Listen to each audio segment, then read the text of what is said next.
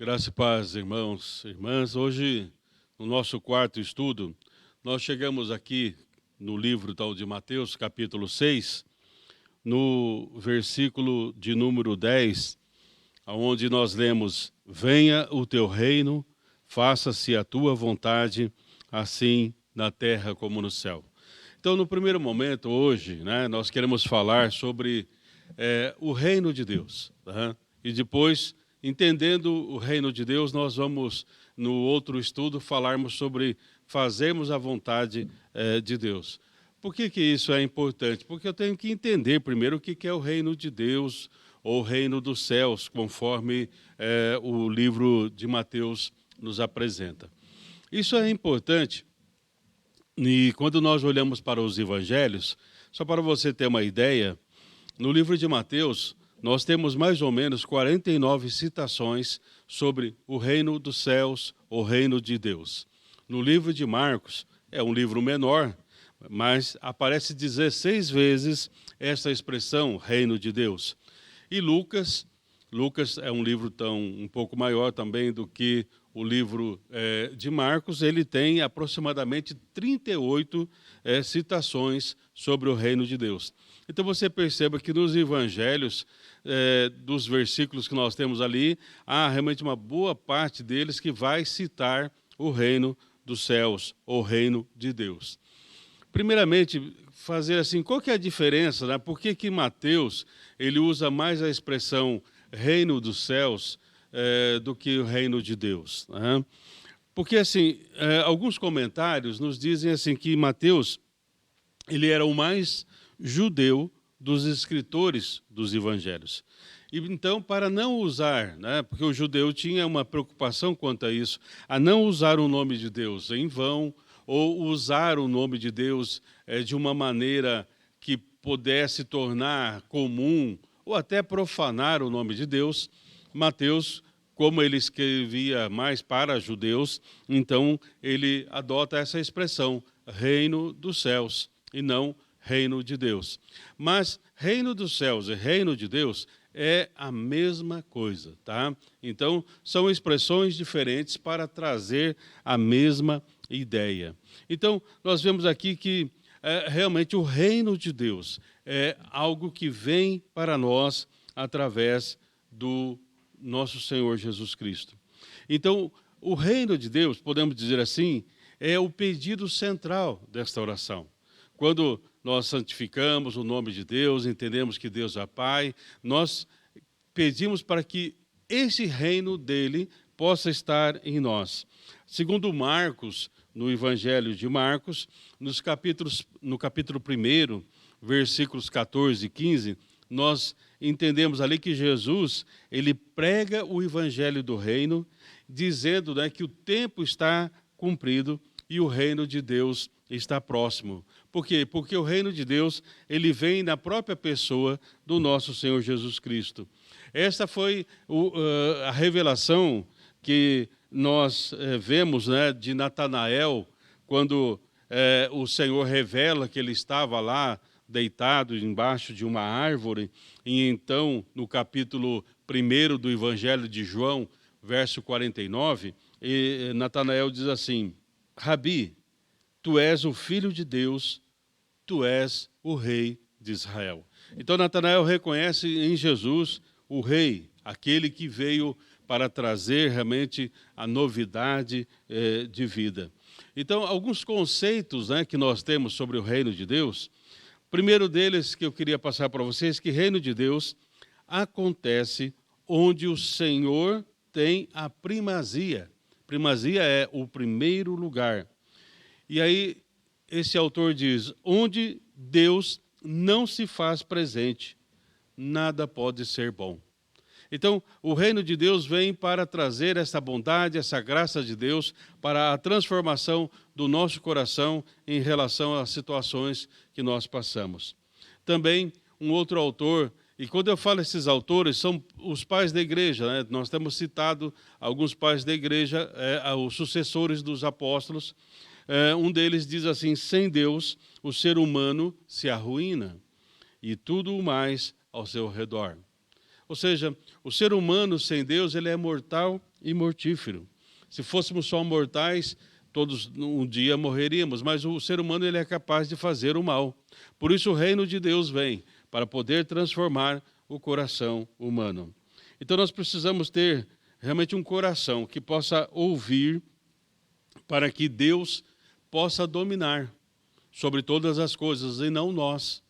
Então, nós precisamos muitas vezes ficarmos em silêncio para podermos ouvir a voz do Senhor. Há um outro conceito de um autor chamado Reinhold Schneider, que ele diz assim: a vida deste reino é Cristo que continua a viver em nossos corações. Onde o coração não é alimentado pela força da vida de Cristo, não existe reino. O coração que é tocado pelo reino de Deus é transformado. O reino de Deus é um só. Ele se mantém apenas através do Senhor, que é a sua vida, a sua força e o seu centro. Então, nós vemos aqui que há esse entendimento dos pais da igreja de que realmente Jesus, ele é o centro deste reino, e esse reino começa em nossos corações. O reino de Deus, e aí então fazer a vontade de Deus e estar no reino de Deus, ele é a mesma coisa. Deus então vai manifestar, trazendo o seu reino, o poder real para as nossas vidas. Porque muitas vezes nós falamos de Deus, mas não permitimos que o reino dele, a vontade dele, a graça dele possa mover as nossas vidas. Então, como cidadãos, do reino de Deus, porque nós pedimos para que o reino de Deus venha, para que nós possamos pautar a nossa vida, andarmos de acordo com os princípios e preceitos deste reino.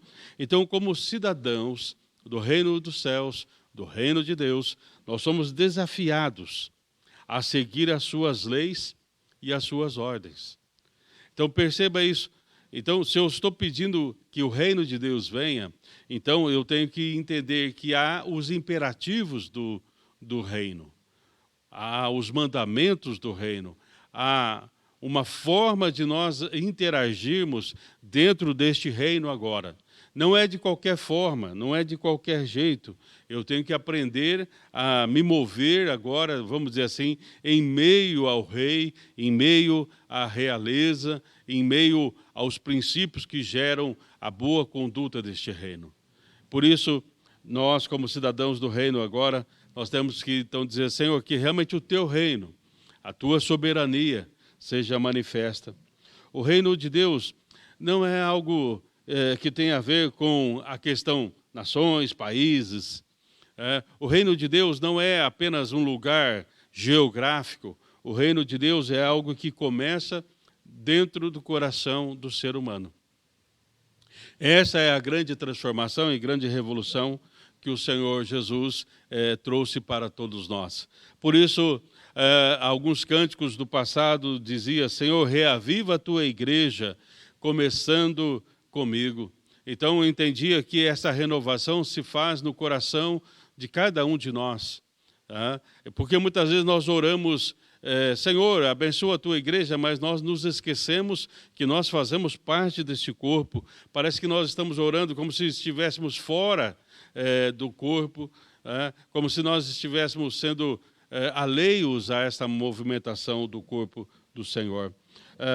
Também algumas orações, e constantemente vimos nesses pais da igreja, e mesmo escritores mais modernos, sempre pedindo, Senhor, ajuda-nos a fazer a tua vontade. Por quê? Porque a nossa carne não quer se submeter. O espírito milita contra a carne contra o espírito. É isso o que a palavra nos revela. Então, somente quando nós encontramos a Cristo e o reino de Deus começa a interagir em nossas vidas, passamos a viver uma vida de obediência a Deus, o reino de Deus começa a se manifestar. No livro de Mateus, capítulo 22, verso 1, nós lemos nos versículos 2, aí, a partir do verso 1, mas o versículo 2 diz, o reino dos céus é semelhante a um certo rei que celebrou as bodas do seu filho, enviou seus servos a chamar os convidados.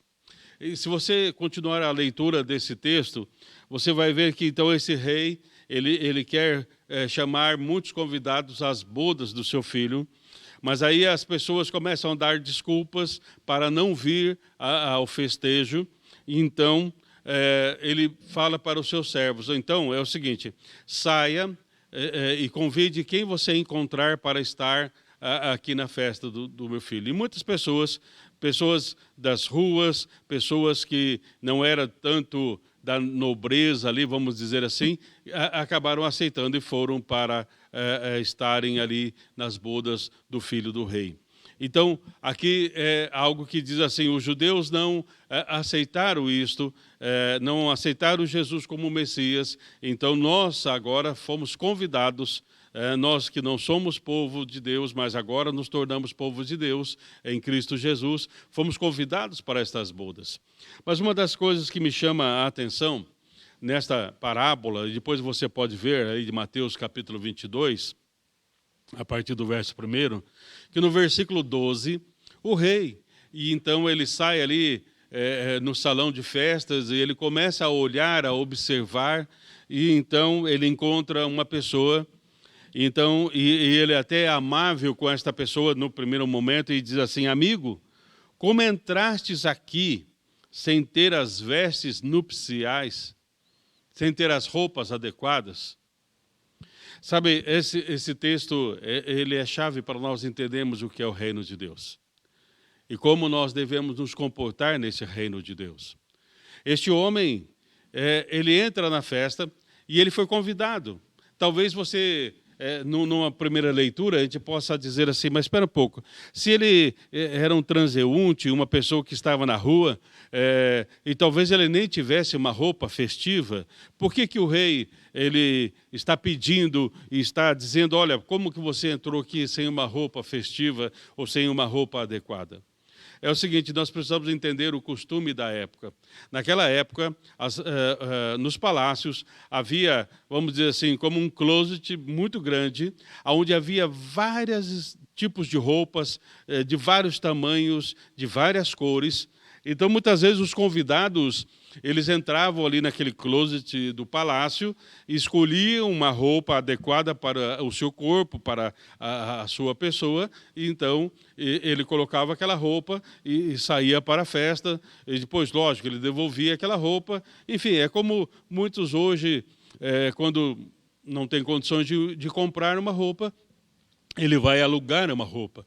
Então o rei disponibilizava as roupas adequadas para a festa. Então este homem não teve nem o trabalho de chegar, ir lá no closet, escolher uma roupa e se trocar. Ele achou que poderia agir por si mesmo, da maneira que ele estava. Uma das coisas que nós aprendemos nós vamos até Jesus da maneira que nós estamos. Mas a partir do momento que estamos em Cristo Jesus, não podemos mais ser os mesmos. Então, por isso que o rei cobra este homem. E diz, olha, como que você entrou aqui? Por que você não passou no closet? Por que você não trocou de roupa? Ou seja, ele achou que as suas vestes seriam as vestes de justiças próprias. Ele não buscou a justiça própria, ou melhor, não buscou a justiça do rei. Então, Deus, ele nos dá novas vestes para que nós possamos entrar nesse reino. É Ele que nos capacita a entrar nesse reino. E nós somos justificados pela fé no Senhor Jesus.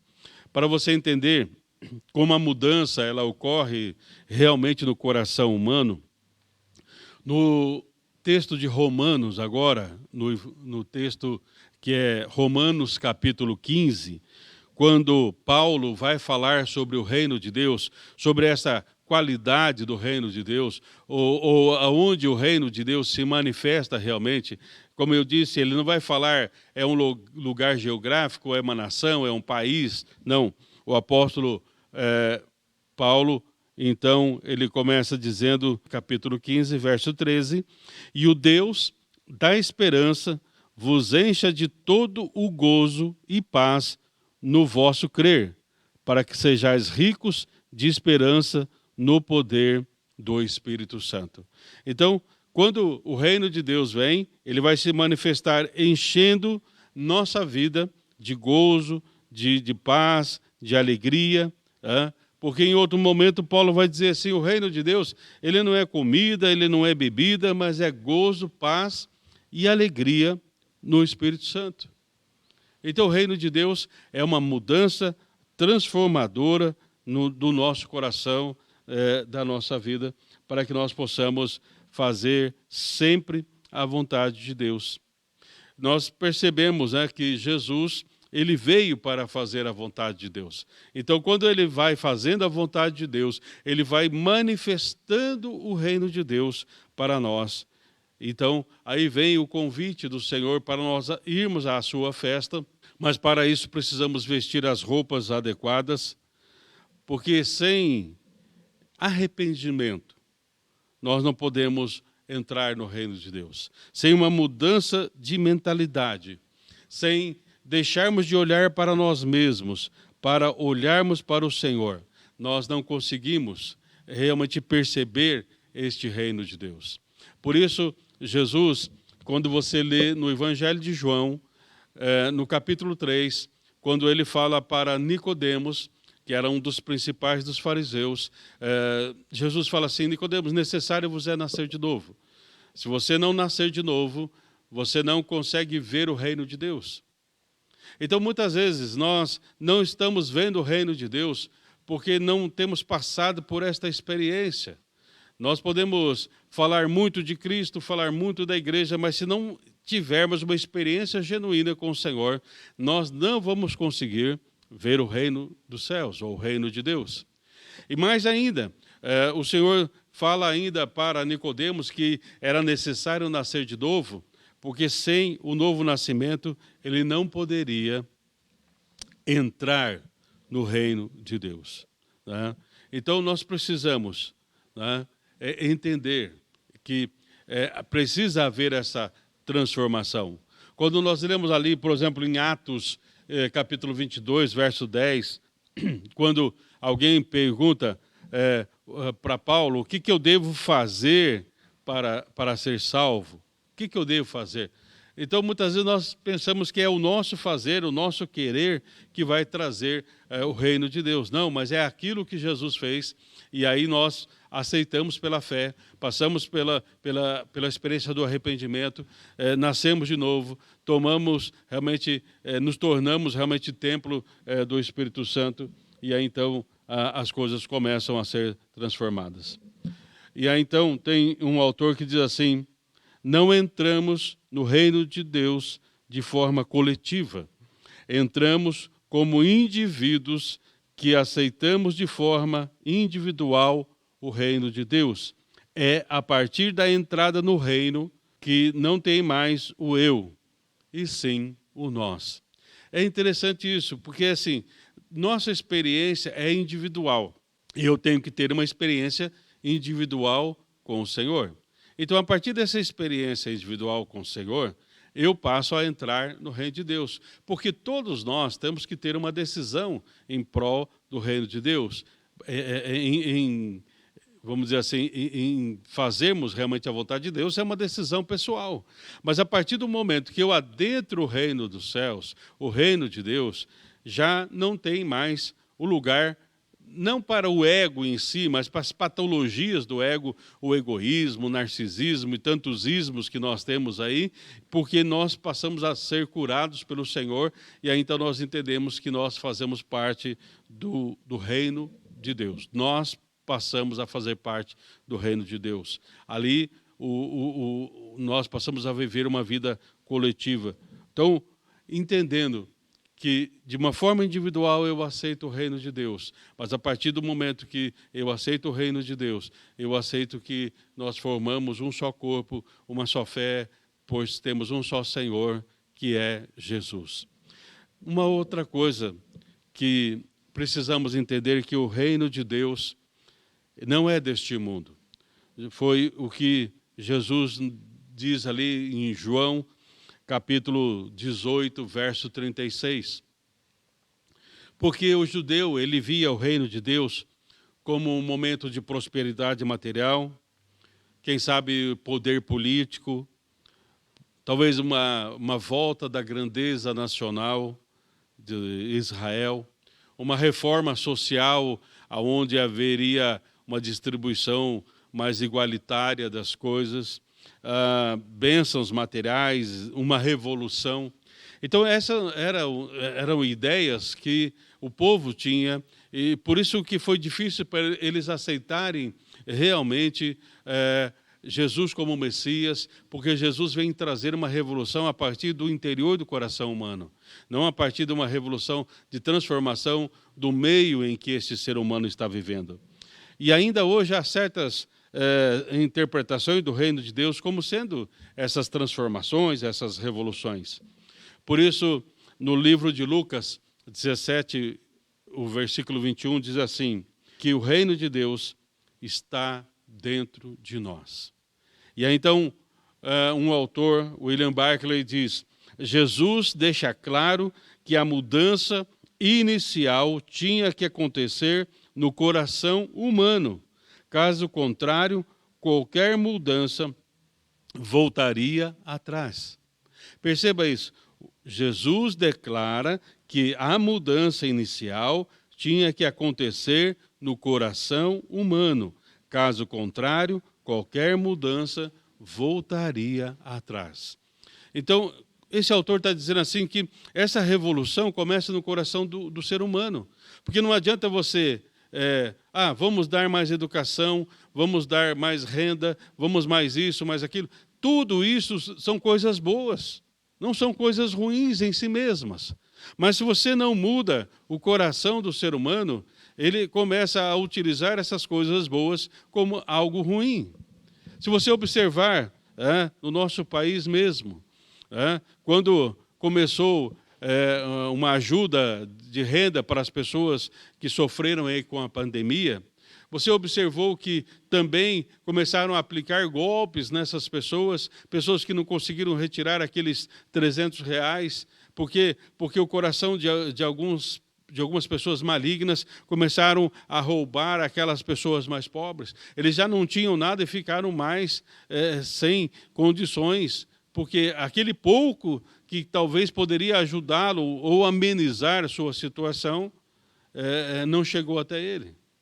Então, não adianta uma transformação, vamos dizer assim, de fora para dentro. Tem que ser de dentro para fora, mudança de coração. Por isso que Jesus, quando fala da questão do reino de Deus, ele diz, ninguém coloca remendo novo em roupa velha.